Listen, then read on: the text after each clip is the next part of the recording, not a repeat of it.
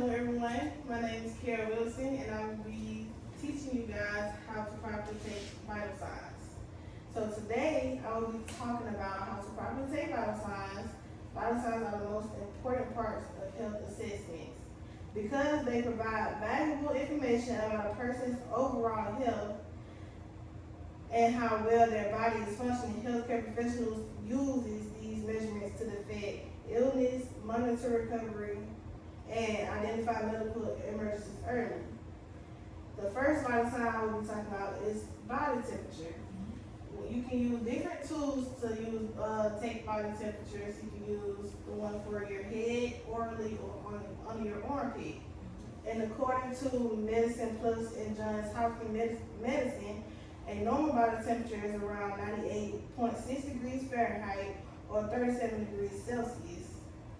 To take a person's temperatures correctly, first wash your hands and clean your equipment and whatever tool you're using, as orally or on your head or on your armpit. You can stick it under the patient's tongue and let them hold it until the tool beeps, or you have the temperature for your head and then you just press the button and it'll beep and let you know the temperature. And then the second vital sign I will be talking about is pulse rate. So you can take your patient's arm and take your index finger and your middle finger and press it up and put it under your thumb on your arm.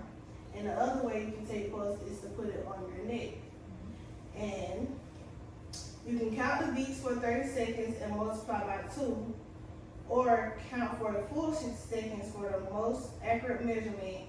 A normal resting pulse for adults usually ranges from 60 to 100 beats per minute, although athletes may have lower resting heart rates.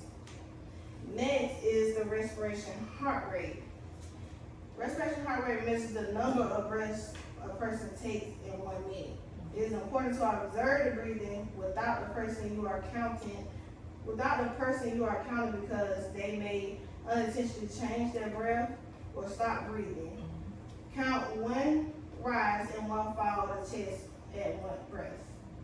Normally, adult respiration is typically between 12 and 20 breaths per minute. Okay, the fourth vital sign is blood pressure. So you will walk in a room and for your patient, you will have a blood pressure cuff. It's different sizes, so you have to use whatever size it fits your patient. So you make sure they're in a comfortable sitting state, make sure their feet is planted on the floor, and make sure their hands is upright. And you can place the cuff above, right here above the arm, and press the button, and it'll squeeze your arm, and it'll take your blood pressure. And they should rest quietly for at least 5 minutes before the measurement and avoid talking during this procedure. And then, in addition to the following correct procedures, there are several general practices that help ensure accurate vital sign measurements. Always wash your hands before and after the patient contact. Clean equipment between uses. Explain the procedure to your patient to ensure the patient is comfortable. And record the measurements immediately after you take their vital signs. Accurate documentation is essential because even small errors can affect a medical decision. And in conclusion, taking vital signs correctly is a basic but essential healthcare skill. Body temperature, pulse rate, respiration rate, and blood pressure each provide important information about a person's health.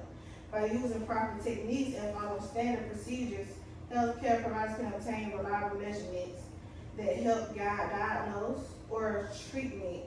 Accurate vital signs can make a significant difference in a patient's care and can even help save lives. Thank you.